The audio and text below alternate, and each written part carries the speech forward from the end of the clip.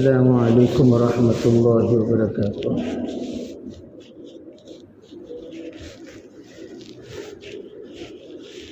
الحمد للہ رب العالمین،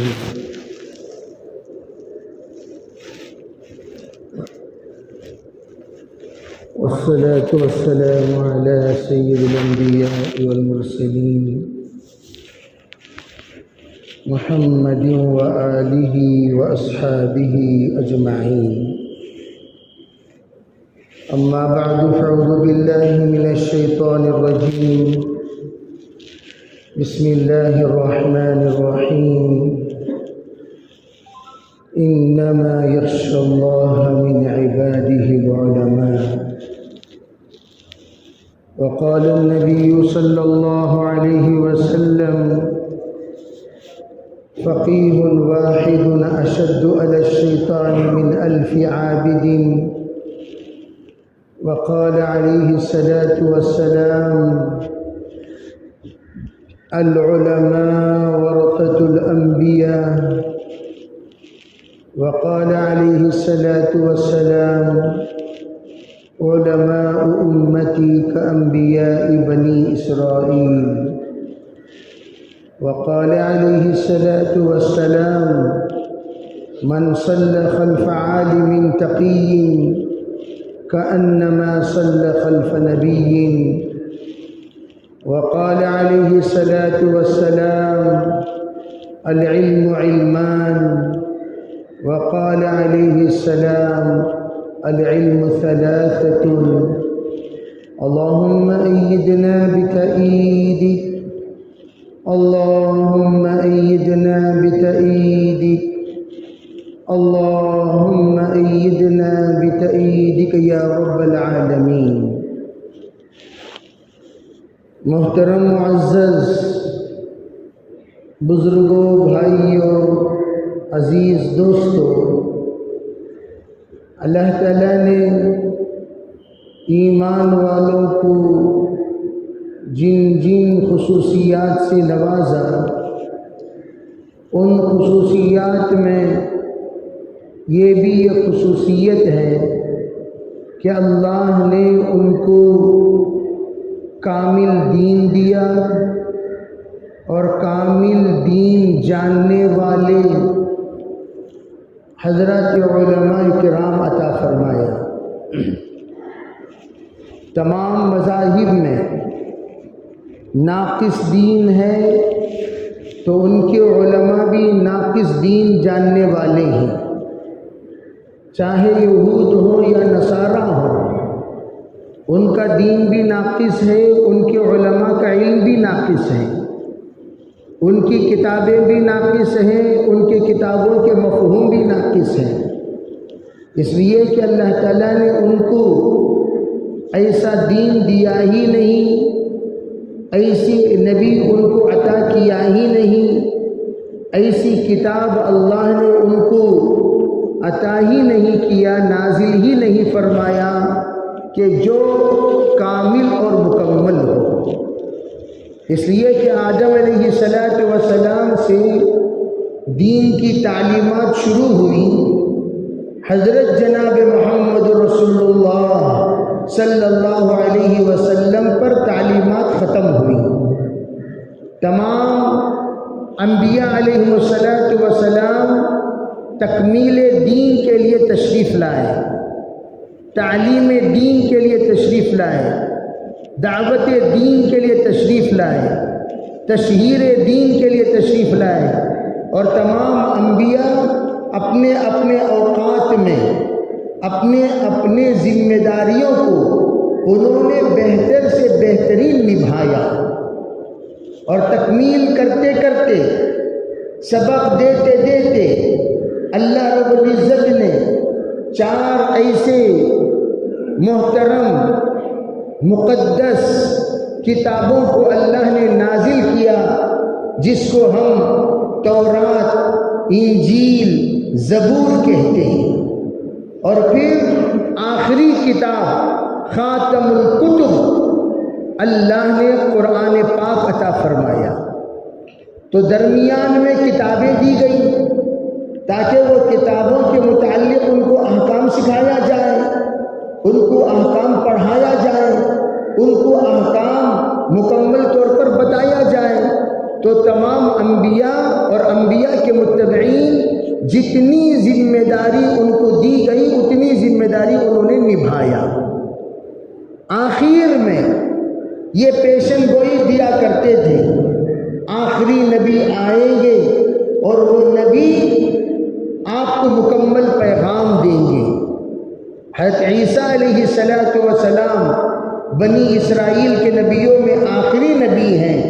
اسی زمانے کے حضرت یحییٰ علیہ السلام بھی ہیں، انہوں نے بھی کہا یأتی من بعد اسمہ احمد، آخر میں ایک نبی آئیں گے ان کا نام احمد ہوگا۔ اور اسی لیے تمام کتابوں کی حفاظت کی ذمہ داری اللہ نے نہیں لی۔ کیوں نہیں لی؟ حالانکہ وہ اللہ کی کتاب نہیں ہے؟ کیا وہ اللہ کے طرف سے منزل نہیں ہے؟ کیا وہ اللہ کے طرف سے عطا کردہ نہیں ہے؟ علماء فرماتے ہیں ضرور، لیکن وہ کتاب کی ویلیڈیٹی مختصر ہے، وہ کتاب کی ویلیڈیٹی کم ہے، وہ کتاب کی ویلیڈیٹی محدود ہے۔ تورات دائمی پیغام والی کتاب نہیں، انجیل دائمی پیغام والی کتاب نہیں، زبور دائمی پیغام والی کتاب نہیں۔ ان تمام کتابوں کی ایک حد بندی کر دی گئی۔ جب تورات نازل ہوئی، نازل ہونے کے بعد انجیل نازل ہونے تک اس کی ویلیڈیٹی باقی رہی، پھر وہ ختم ہو گئی۔ اس سے پہلے داؤد علیہ السلام کو زبور عطا کیا گیا اور اس کی بھی ویلیڈیٹی تورات کے آنے پر ختم ہو گئی، اور اس کے بعد انجیل حضرت عیسیٰ علیہ السلام کو عطا کی گئی تو اس کی ویلیڈیٹی یعنی تورات کی انجیل آنے پر ختم ہو گئی، اور انجیل کی جو ویلیڈیٹی ہے وہ حضرت جناب محمد رسول اللہ صلی اللہ علیہ وسلم کو قرآن عطا کرنے تک تھی۔ جو ہی قرآن نازل کیا گیا، اللہ نے تدریجاً ترتیب کے ساتھ تھوڑا تھوڑا جب قرآن نازل کر دیا، اس کی ویلیڈیٹی انجیل کی ختم ہو گئی۔ اب اللہ نے اس کی حفاظت کی ذمہ داری نہیں لی، اس لیے پوری دنیا میں جس زبان میں تورات نازل ہوئی آج وہ زبان میں نہیں ہے، یعنی اس کے پڑھنے والے بھی نہیں ہیں۔ جب پڑھنے والے نہیں رہیں گے وہ کتاب کہاں سے رہے گی؟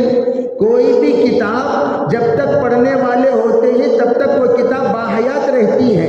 جب وہ کتاب پڑھنے والے ختم ہو جاتے ہیں تو کتاب بھی ختم ہو جاتی ہے۔ جیسے میں عام طور پر بتایا کرتا ہوں، بھائی بہت سارے کتابیں چلی، میگزینس چلے، ماہواری ہو یا ہفتے واری ہو یا سالانہ ہو یا ششماہی ہو یا سہماہی ہو، چلے، لیکن ایک حد تک جا کر وہ سب بند ہو گئے۔ کیوں؟ جب ان کتابوں کے پڑھنے والے زیادہ ہوتے تھے تو وہ کتاب چھپی جاتی تھی، جب اس کتاب کے پڑھنے والے کم ہو گئے تو پھر وہ کتاب کا چھپنا بند ہو گیا، وہ کتاب کی پبلش کرنا بند ہو گیا، پرنٹ کرنا بند ہو گیا۔ اسی طریقے سے تورات کی زبان میں نہیں، اس لیے کہ لوگوں نے اپنے اپنی زبان کی تورات بنا لیے۔ انجیل کی زبان میں نہیں، اس لیے کہ لوگوں نے اپنی اپنی زبان میں انجیل بنا لیے۔ زبور کی زبان میں نہیں، اس لیے کہ لوگوں نے اپنی اپنی زبانوں میں زبور بنا لیے۔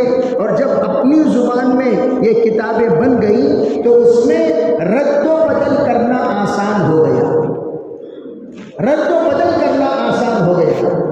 رد و بدل وہ لوگ آرام سے کرتے تھے۔ ایک لطیفہ ہے مشہور، قرآن پاک بینڈنگ دینے کے لیے ایک بینڈر کے پاس ایک صاحب پہنچ کر کہنے لگے، جناب آپ مشہور ہیں رد و بدل کرنے میں، جب بھی کوئی کتاب بینڈنگ کو دی جاتی ہے کیا تو بھی ایک انگلی کرتے ہیں آپ اس میں، یعنی قلم لے کر کچھ نہ کچھ لکھ دیتے ہیں، کچھ نہ کچھ اضافہ کر دیتے ہیں، کچھ نہ کچھ کاٹ دیتے ہیں، کم کر دیتے ہیں۔ یہ اللہ کا کلام ہے، اس اللہ کے کلام میں کوئی تبدیلی نہیں کرنا، کوئی قلم نہیں چلانا۔ آپ اپنے قلم اپنے ہاتھ کو کنٹرول میں رکھیں، دماغ کو کنٹرول میں رکھیں، اس قرآن میں کوئی انگلی نہ کریں۔ اب جناب ٹھیک ہے، پوچھے کب آنا قرآن لینے کے لیے بینڈنگ ڈالنے کے بعد؟ انہوں کہنے لگے ایک ہفتے کے بعد آؤ۔ ٹھیک ہے، ہفتے کے بعد گئے، جانے کے بعد پوچھے ارے بھائی قرآن پاک کی بینڈنگ ہو گئی؟ ہاں ہو گئی۔ کیا بھی قلم نہیں چلائے؟ نا نہیں، لا حول ولا قوہ، میں کیوں قلم چلاؤں گا؟ ایسی حرکتیں کرنا میرے بس کی بات نہیں ہے، میں ایسی حرکتیں نہیں کرتا۔ ہاں 3 جگہوں پر ذرا خدشہ لگا، میں نے وہاں قلم چلا دیا۔ انہوں پوچھی کون سے 3 جگہوں پر آپ کو خدشہ لگا، بتائیے کون سی 3 جگہوں پر؟ کہنے لگے عصا آدم ربہ فغوا۔ قرآن پاک میں آدم علیہ السلام کے ساتھ عصا لگا دیا گیا۔ عصا تو موسیٰ علیہ السلام کے پاس تھا، آدم علیہ السلام کے پاس کہاں تھا عصا؟ عصا آدم علیہ السلام کی عصا بتایا گیا، حالانکہ وما تلک بیمینک یا موسیٰ قال ہی عصایا۔ اللہ تعالیٰ نے موسیٰ علیہ السلام سے پوچھا موسیٰ تمہارے ہاتھ میں کیا ہے؟ تو انہوں نے بتایا اے اللہ عصا ہے۔ تو عصا تو موسیٰ علیہ السلام کے پاس تھا، آدم علیہ السلام کے پاس کیا تھا؟ مجھے بہت بے قراری ہوئی تو میں نے آدم علیہ السلام کا نام مار کر موسیٰ علیہ السلام کا نام لکھ دیا۔ عصا آدم کی جگہ پر عصا موسیٰ لکھ دیا۔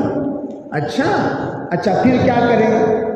قرآن پاک میں دیکھو حضرت، خر کے معنی گدھے کے ہیں۔ گدھا تو عیسیٰ علیہ السلام کے پاس نہ تھا، سو کہنے لگے ہاں عیسیٰ علیہ السلام کے پاس گدھا تھا۔ قرآن پاک میں خر موسیٰ صعقا، موسیٰ علیہ السلام بے ہوش ہو گئے، حالانکہ یہ ترجمہ ہے، اس نے کہا موسیٰ کے ساتھ خر لگا دیا گیا، خر موسیٰ علیہ السلام کا گدھا، حالانکہ موسیٰ علیہ السلام کا تو گدھا نہیں تھا، کس کا تھا گدھا؟ ارے بھی عیسیٰ علیہ السلام کا تھا، تو میں نے موسیٰ علیہ السلام کا نام مار کر کس کا رکھ دیا؟ ارے بولو بھی کس کا؟ عیسیٰ علیہ السلام کا نام لکھ دیا، اس لیے کہ گدھا کس کے پاس تھا؟ عیسیٰ علیہ السلام کے پاس تھا۔ اور ایک عجب بات کہنے لگے، وہ کیا؟ قرآن پاک میں جی شیطان کا نام ہے۔ جی ہاں شیطان کا نام ہے، قرآن پاک میں بہت ساری جگہوں پر شیطان کا نام ہے۔ کہنے لگے مجھے بہت غصہ آیا، اللہ کا کلام اور شیطان کا نام۔ کہنے لگے پھر کیا کریں؟ وہ تمام جگہوں پر شیطان کا نام مار ڈال کو تمہارا نام لکھ ڈال دیا۔ ایک کہنے لگے عجیب بیوقوف آدمی ہے، ارے تمہیں انگلی کرنے کو کس نے کہا بھائی؟ وہ تو اللہ کا کلام ہے، یہ کوئی اردو کی کتاب تھوڑی ہے، آپ اردو کے دماغ سے کتاب اللہ کو سمجھیں۔ کہنے لگے نہیں، ختم کرو اس معاملے کو۔ تو میں عرض کر رہا ہوں اس طرح دماغ اگر دوڑانا چاہے تو لوگ کہاں دوڑائیں گے؟ جہاں پر ان کا دم چل سکے، ان کی عقل چل سکے، ان کا دماغ چل سکے۔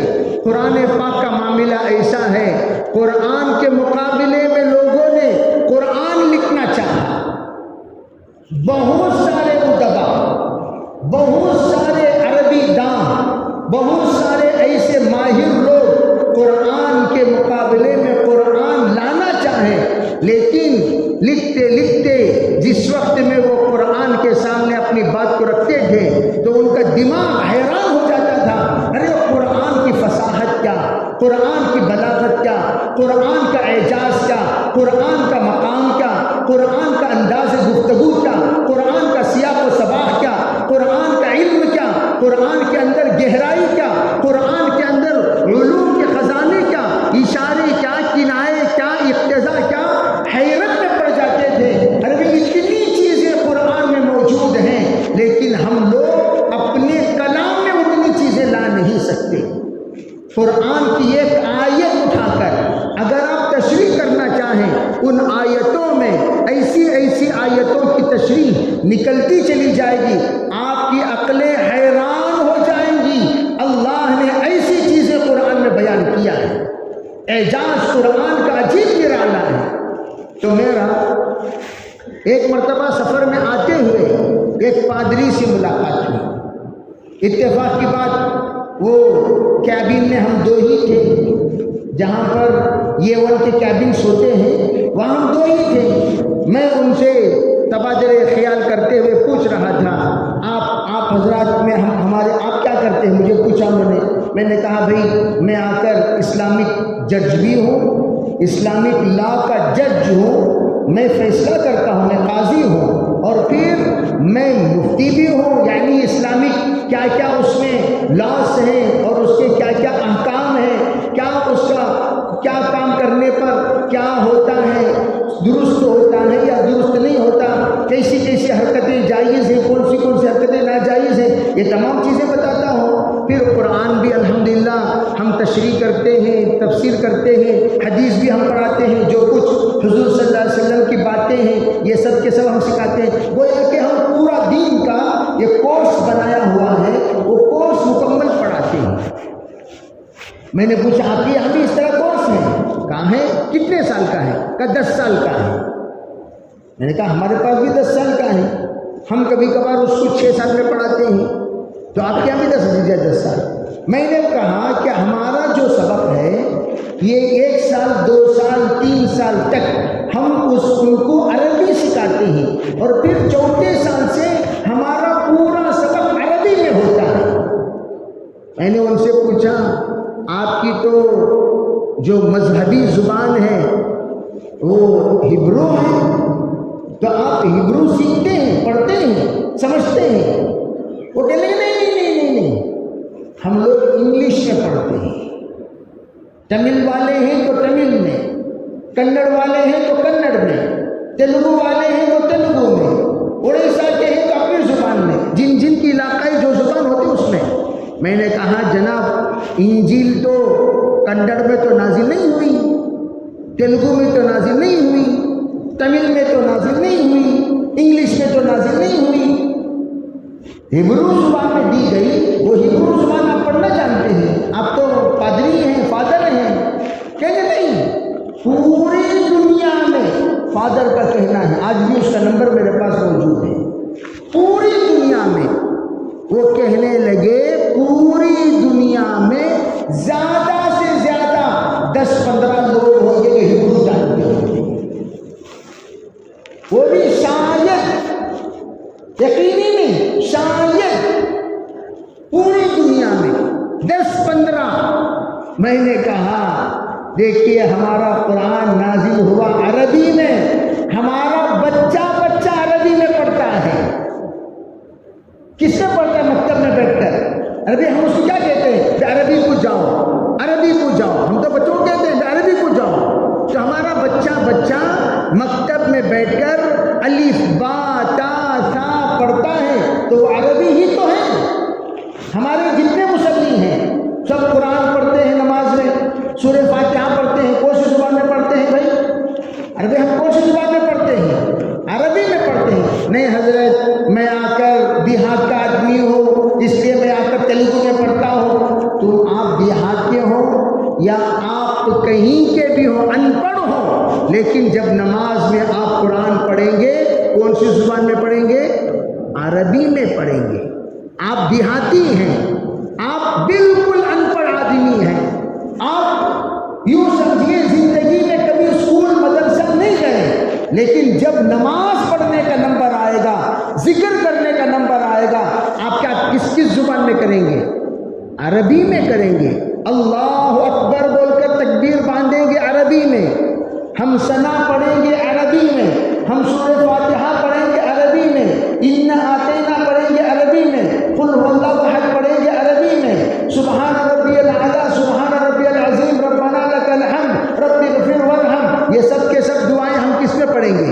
عربی میں. التحیات کس میں پڑھیں گے؟ عربی. ہمارا بچہ عربی جانتا ہے, اور تمہارے کل دنیا میں شاید 10-15 لوگ ہبرو جانتے ہیں. میں نے یہی کہا, یہی اسی لیے ہم کہتے ہیں جب سے قرآن نازل ہوا اس وقت سے لے کر آج تک یہ حرف نہیں بدلا گیا.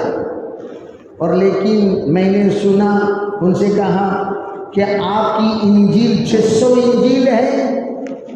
کتنے انجیل؟ کتنے انجیل؟ ارے بھائی نازل ہوئی کتنی لیکن ہو گئی کتنی؟ 600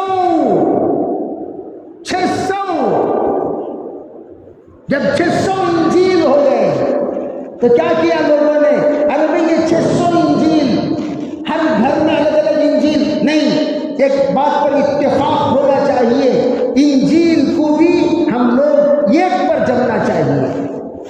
تو پوپو نے کہا نہیں نہیں نہیں، ایک پر جمنا مشکل ہے، ایک کام کریں گے 4 پر جم جائیں گے۔ نہیں کہنے لگے نہیں 6 پر جمیں گے، کہنے لگے نہیں 10 پر جمیں گے، کہنے لگے بھئی یہ اختلاف چھوڑو، جن کے پاس انجیل ہے وہ سب انجیل لا کر ایک کمرے میں جمع کرو۔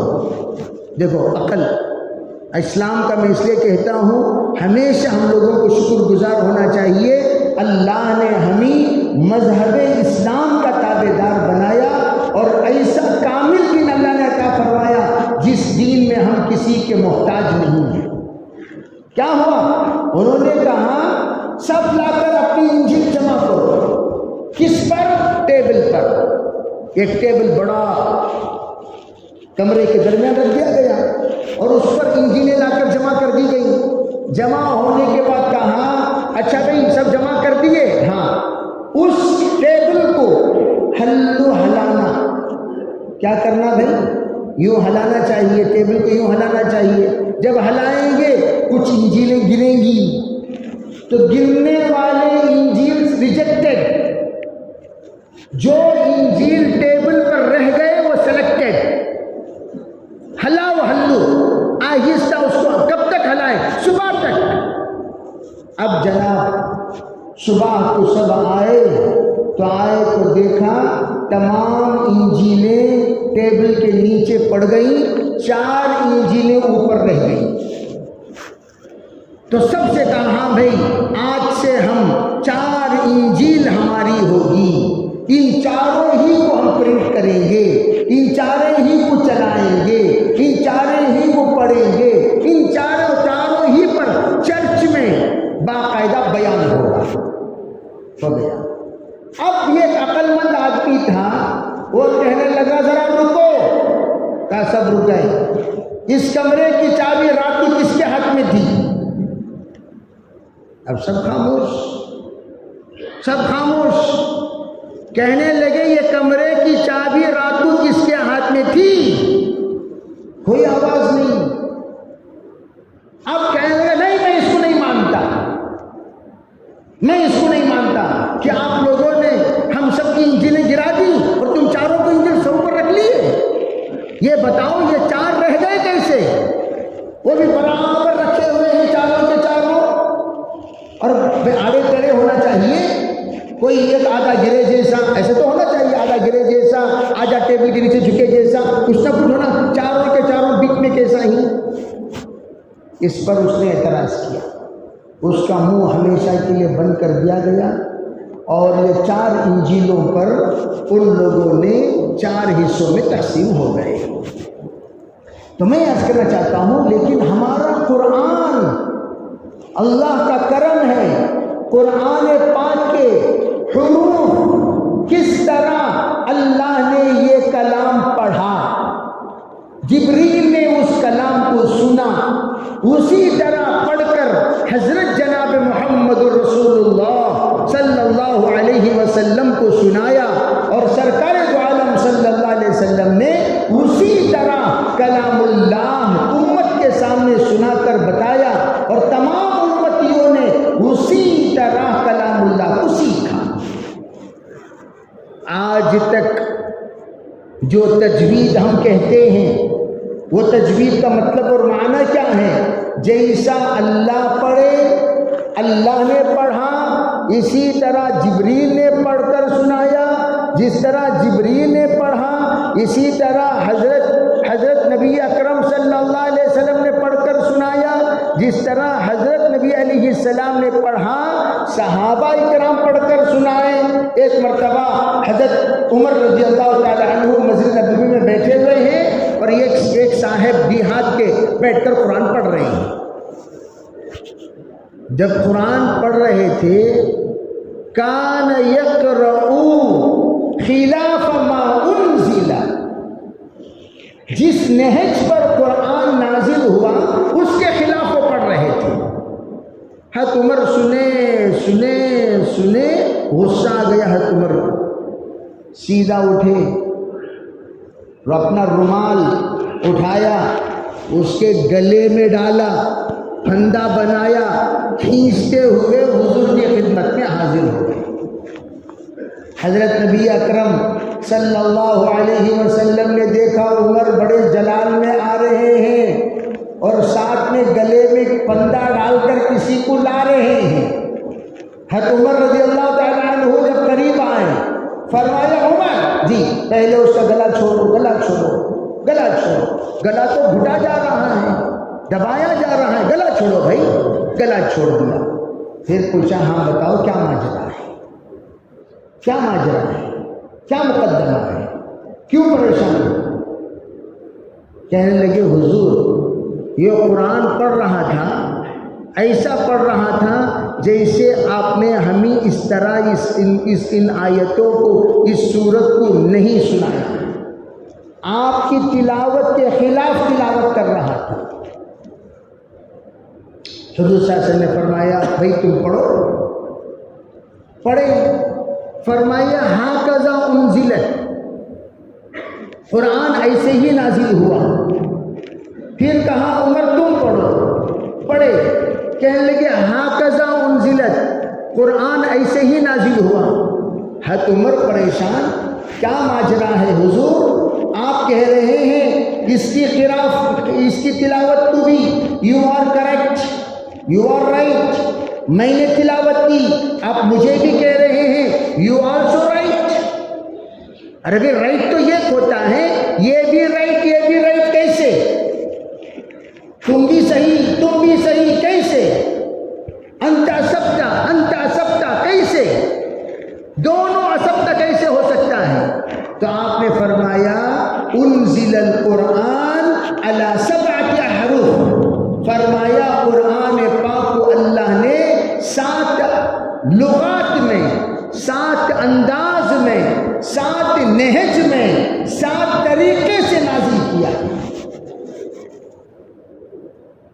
جیسے ہمارے اردو میں سلینگس جو ہیں، انداز گفتگو، یہ آ کر تمل ناڈو کا انداز گفتگو الگ ہے، کیرل کا انداز گفتگو الگ ہے، بنگلور کا انداز گفتگو الگ ہے، حیدرآباد کا انداز گفتگو الگ ہے، یو پی کا انداز گفتگو الگ ہے، بہار کا انداز گفتگو الگ ہے، کلکتہ کا انداز گفتگو الگ ہے، سب کا الگ الگ ہے۔ بلکہ بنگلور میں، کرناٹک میں آپ کو ہر 50 کلومیٹر پر انداز گفتگو بدل جائے۔ جیسے بنگلور والے بولتے ہیں، بیلگام والے نہیں بولتے، بیلگام والوں کی طرح ہبلی دھارواڑ والے نہیں بولتے، ہبلی دھارواڑ کی طرح گدک والے نہیں بولتے، یہاں کی طرح رائچور والے نہیں بولتے، وہاں کی طرح کدری والے، دیگر آپ چلے جائیے بیدر والے نہیں بولتے، بھی الگ الگ اردو ہوتی ہیں۔ تو رائچور، بیدر، گلبرگہ، یہ سب کے سب حیدرآباد کے اسٹائل میں بات کرتے ہیں، اور اس طرف آپ اٹھا لیجیے بیلگام، یہ سب کے سب مہاراشٹر کے اسٹائل میں بولتے ہیں۔ آپ ذرا چلے جائیے بھٹکل، وہاں کے انداز گفتگو الگ ہے۔ کرناٹک ہی تو ہے، کرناٹک میں اتنے اردو کے تلفظ، اردو کے انداز گفتگو، اردو کے سلینگس ہیں کہ آپ پریشان ہو جائیں گے، یہ کیا بول رہا ہے، یہ کیا بول رہا ہے؟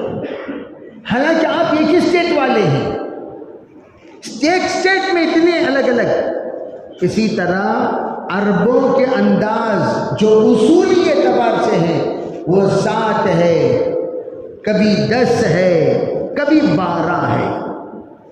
تو قرآن میں 17 12 قراتیں ہوتی ہیں، 7 انداز کی قرات، 10 انداز کی قرات، 12 انداز کی قرات، ایک ہی آیت کو، ایک ہی لفظ کو کہیں رک کر، کہیں کھینچ کر، بغیر کھینچے کے، کہیں امالے کے ساتھ، کہیں ہاں بول کر، کہیں ہو بول کر، الگ الگ انداز میں وضحا آ رہا، وضحے آ رہا ہے، الگ الگ انداز میں، تاکہ جتنے زبان کے لوگ عرب میں رہتے ہیں، ہر طرح کے زبان کے لوگوں کا قرآن پڑھنا آسان ہو جائے۔ بہت طریقوں سے قرآن پاک کی قراتیں، اور ان تمام چیزوں کو آج بھی مدارس میں پڑھایا جاتا ہے۔ میں اسی لیے کہا کرتا ہوں، مدرسے میں کیا پڑھاتے ہیں ہمیں کچھ نہیں پتا، مدرسے میں کیا سکھاتے ہیں ہمیں کچھ نہیں پتا، خالی مدرسہ پڑھتے ہو، ہمارے دماغ میں ایک ہی بات ہے، وہ کیا؟ قرآن پڑھاتے ہیں، قرآن یاد کراتے ہیں، قرآن پڑھاتے ہیں، قرآن یاد کراتے ہیں، قرآن پڑھاتے ہیں، قرآن یاد کراتے ہیں۔ میرے عزیز بھائیوں، ہمارے پاس علم بہت دیر سے آیا، ہمارے پاس علم آیا، دین کا علم بہت دیر سے آیا۔ سب سے پہلا مدرسہ کندی پور کا ہے اور سبیل الرشاد ہے، اور ادھر اٹھا لیجیے میسور میں، وہاں حضرت مولانا ابراہیم صاحب رحمت اللہ علیہ کے قائم کردہ سلطنت خدا داد میں صدیقیہ ہے، اور ادھر آپ چلے جائیے ہگلی میں ریاض العلوم ہے، الگ الگ مدرسے ہیں۔ اس سے پہلے کوئی مدرسہ آپ کو یہاں نہیں ملے گا، لیکن تمل ناڈو میں دارالعلوم دیوبند سے 2 سالہ پرانا الباقیات الصالحات، دارالعلوم دیوبند سے 2 سالہ پرانا الباقیات الصالحات، اس سے بھی 30 یا 40 سال پرانا دارالعلوم لطیفیہ، اس سے بھی پرانا لال پیٹ کا، وہاں ایک جگہ پر ہسٹری کے جانکاری کرنے والے سفر کر کے بتائے، زمین کے نیچے ایک مسجد ملی اور مدرسہ ملا، جو دبتے دبتے دبتے زمین کے نیچے چلا گیا۔ اس کو ہم نے نکال کر دیکھا، 450 سال پہلے ایک مدرسہ موجود تھا، بیفور کتنے 450 سال۔ ہمارے یہاں تو دھیرے دھیرے مدرسہ گیا۔ حضرت ٹیپو سلطان رحمۃ اللہ کے زمانے میں مدرسے چلتے تھے، پھر اس کو جاری نہیں رکھ سکتے، بند ہو گیا۔ مدرسے اس کو چلتے تھے، مدرسے موجود تھے، باقاعدہ حکومت کے طرف سے مدارس کا ایک نظم تھا، وہ دھیرے دھیرے بند ہو گیا۔ پھر ہمارے پاس علم آیا، اور علم آنے کے بعد دھیرے دھیرے علماء بننا شروع ہوئے۔ پورے کرناٹک میں علماء کا پہلا مدرسہ دارالعلوم سبیل الرشاد ہے۔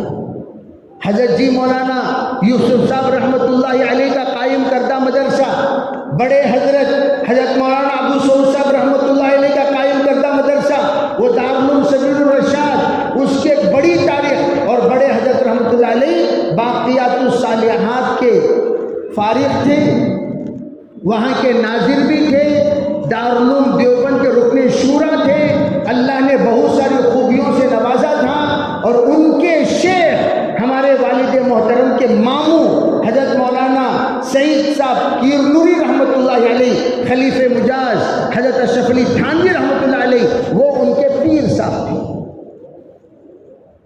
یہ تاریخ ہے، بہت لمبی تاریخ، لیکن ہم لوگوں کو مدرسہ، یہ مکتب اور قرآن پاک ہی اس تک جانتے ہیں، اس کے آگے نہیں جانتے۔ اور اللہ کا شکر ہے، بندے نے بھی کچھ کوشش کی جب سے فارغ ہوا، اور اللہ کا فضل ہے، اللہ کا کرم ہے، اللہ تعالیٰ نے یہ 10-15 مدرسے تو ہمارے ذریعے سے قائم کرایا۔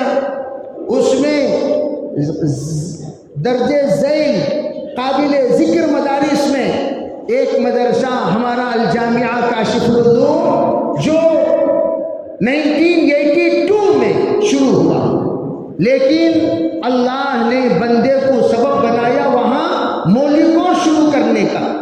2007 میں الحمدللہ وہاں پر مولکوں شروع ہوا، اللہ کا فضل ہے 2016 میں اللہ کے فضل و کرم سے 100 سے زیادہ علماء فارغ ہوئے، اور آج 2023 15/12/2023 آج انشاءاللہ 3 بجے سے لے کر عشاء تک 119 حفاظ علماء کی آج دستار بندی ہے، آج دستار بندی ہے۔ پورے ہندوستان کے بڑے بڑے علماء، اتقیاء، اولیاء آج تشریف لائے ہیں نیل سندر میں، اطفا گراؤنڈ میں۔ 3 بجے سے انشاءاللہ وہ بہترین انداز میں اللہ نے وہاں کی کارروائی شروع کرائے گا، اور حضرات فارغین کا خطاب عصر تک ہوگا، عصر کے بعد مقامی علماء کا، پھر اس کے بعد وہاں سے لے کر آگے چلتے چلتے انشاءاللہ شام کو جو پروگرام ہے وہ دستار بندی کا ہوگا عصر کے بعد، مغرب کے بعد۔ اس میں انشاءاللہ ہمارے حضرت مولانا خلیل احمد صاحب، خلیل الرحمن صاحب سجاد نعمانی دامت برکاتہم کے بہنوی حضرت محمد زکریا صاحب شیخ الحدیث ندوۃ العلماء لکھنؤ، اور حضرت مولانا عبدالعلیم صاحب فاروقی دامت برکاتہم جو نائب صدر ہیں جمعیت العلماء کے، ان کا، اور پھر نائب محتمین دارالعلوم دیوبند حضرت مفتی راشد صاحب، دیگر ہمارے مقامی علماء کرام کا انشاءاللہ بہترین خطاب ہوگا۔ آپ حضرات وہاں ضرور تشریف لائیں۔ اور آج خاص طور پر ہمارے تحفظ ایمان اور اصلاح معاشرہ کانفرنس پر بروز جمعہ بعد نماز مغرب یہاں عیدگاہ میدان میں بھی حضرت مولانا سجاد صاحب نعمانی کا بیان ہے، تو آج ہی ہے، وہ بھی آج ہی ہے، قدوس صاحب مکان میں ہے۔ تو وہاں پر خصوصاً ہمارے جو نوجوان بچے ہیں، خاص طور پر حضرت کا ایک درد اور غم اور ایک فکر ہے، وہ کالج کے بچوں کو ان کے ایمان کا تحفظ کرنا، بچیوں کے ایمان کا تحفظ کرنا، بچیوں کے لیے بھی خصوصاً حضرت کا خطاب بھی ہے۔ تو آپ حضرات کے اس تفصیلات کو دیکھو، خصوصی نشست سنیچر کل بعد نماز مغرب انشاءاللہ اسی عیدگاہ قدوس صاحب مکان میں اسکول اور کالج کے بچوں کے لیے ضرور آپ حضرات سے میں یہ التماس کروں گا کہ اپنے بچوں کو جتنے کالج میں اور اسکول میں پڑھ رہے ہیں ان سب کو وہاں بھیجیں۔ وہ آج تو عمومی پروگرام ہے، کل خصوصاً کالج کے بچوں کے لیے ہے، وہاں آپ بھیجیں۔ اور پھر ڈاکٹروں کے لیے، افسروں کے لیے اسی عیدگاہ میں خصوصی انشاءاللہ حضرت کا خطاب ہوگا اتوار کے دن صبح 11 بجے۔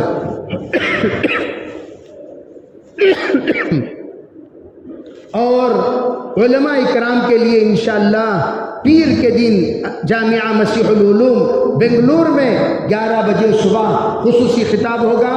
یہ تو انشاءاللہ حضرت کا پروگرام آپ کو واٹس ایپ میں بھی انشاءاللہ مل جائے گا۔ لیکن آج جو بات میں ذکر کرنا چاہتا ہوں یہ کہ آج فراغت ہے۔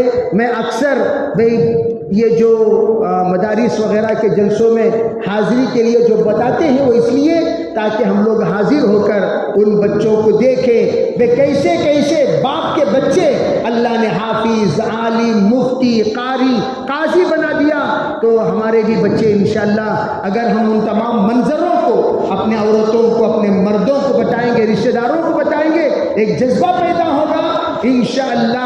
آئندہ چل کر جیسے ہمارے رشاد نگر اور عمر نگر جو ہمارا محلہ ہے، وہاں پر ایک مسجد میں 65 علماء کرام ہیں، ایک مسجد میں۔ اب پورے یشونت پور میں اگر ہم انشاءاللہ محنت کریں گے، کوشش کریں گے، اللہ ہمارے بچوں کو انشاءاللہ حافظ و عالم، مفتی و قاری بنائے گا، اور پھر علماء کا مرکز انشاءاللہ ہمارا محلہ کہلایا جائے گا، اور پوری جہالتیں ہمارے محلے سے دور ہوں گی۔ اللہ ہم سب کو سمجھنے کی اور عمل کرنے کی اور ایسے نورانی مجلسوں میں تشریف لانے کی توفیق عطا فرمائے۔ وآخر دعوانا الحمدللہ رب العالمین۔